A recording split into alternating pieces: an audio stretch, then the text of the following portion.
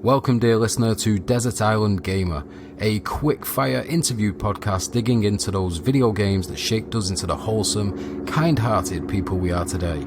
The entirely original premise: one desert island, one guest, 3 games they adore, one game they abhor, and a carefully selected gaming character with which to spend an eternity of moonlit walks along the beach. It could be weird, it could be unhinged, and it could have crappy sound quality, but at least it will be short. To the island.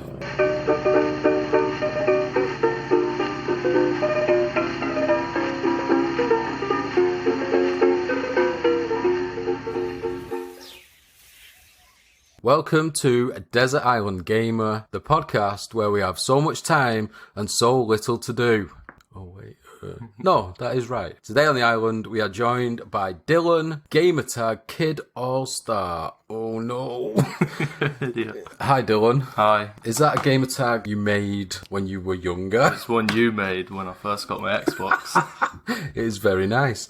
I always like a stupid gamertag because it always makes me think about the person phoning up Microsoft, and I think they say Kid All-Star. Yeah. The first thing they ask you is what's your gamertag, and then some guy's got to say Captain Cornflakes. Right. You know the score, you know the rules. Yep. There are no rules. Them's the rules. Okay. But we're going to start with a little game I like to say is no longer called the Either Or game because I was sick to death of it after only 3 episodes. This is Icebreaker Questions. We'll start with a very boring one. What's the longest distance you've ever walked or run? I haven't kept track of it. I wouldn't know that. Why not, Dylan? It's 2020. Why aren't you tracking your run? I just run. Just run. It's just like Forrest Gump. He just runs and the crowd follows him. What was the last song you listened to on your iPod? No, on my Spotify on my phone, it was I'm Back by Eminem. Ah, can you give us a verse? No, I can't. What is the scariest experience you've ever had? When I nearly choked, like a few months ago. That was the scariest experience ever. Yeah, You just sat there and went, Yeah. and then we all looked at you and you went, I nearly choked then. Well, other than that, I haven't had any scary experiences, really. You need to get out. Let's cut to the chase. We've done the interview, Icebreaker Questions. That went swimmingly well. First game of the 3 you love. Grabbed by the Ghoulies. No, the first game, mate. Not your Yeah, first good experience one. of band camp. That's just weird. Grabbed by the Ghoulies. Actually, a classic game. First game, I believe, Rare made after Microsoft purchased them. And you won't remember this, but that was big, groundbreaking news when Microsoft bought them. No, I don't remember that. No? Well, that's okay.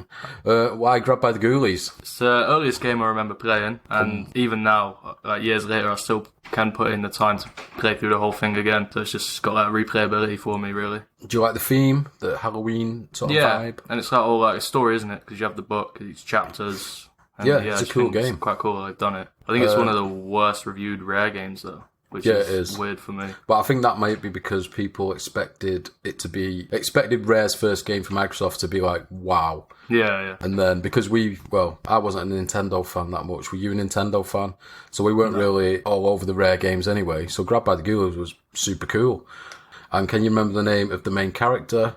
Yeah, Cooper. And can you remember the little pun they had, the little joke when he got Diddy? They had Mini Cooper. Mini Cooper! Oh, yeah. Yeah, Mini Cooper. You've only just realised. It's fine.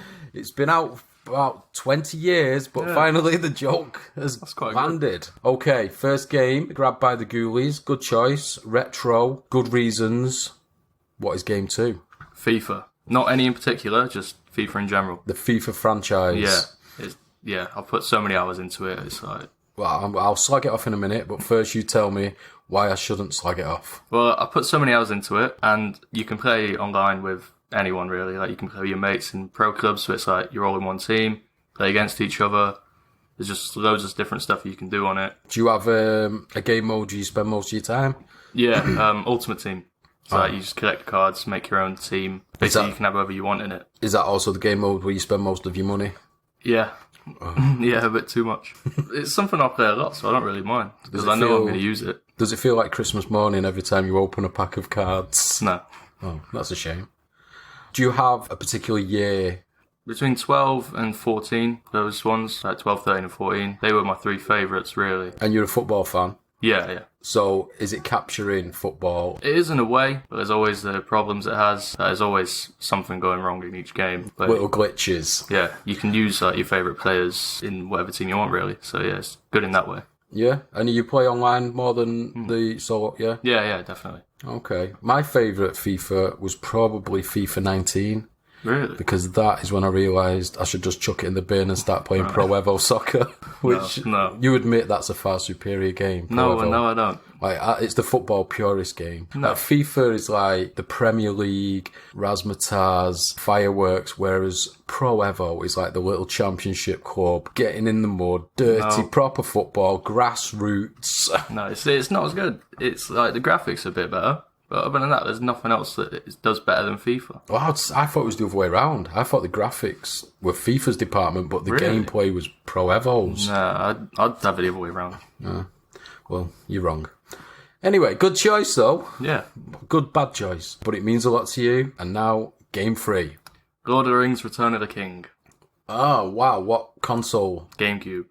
Another retro call. There's been a stack of Lord of the Rings tie-ins and Hobbit. Why is this one the one that has meant so much? Well, this one, again, I've played through it so many times. It's got like something like 10, 15 levels, something like that. Like, it's not a lot in it, but I've found myself playing through it again and again. I don't get bored of the same level, no matter how many times I play through it, so... Yeah, for a GameCube game, it was a pretty good looking game actually at the time. And it had actual cutscenes from the movies, didn't it? That was pretty cool as well on GameCube. Are you into that kind of hack and slash? Yeah. You don't need to get lost in the story because you already know it. You're just kind of battling through the level. Yeah, I enjoy a story game, obviously. But yeah, when you just going through the levels as you want, really.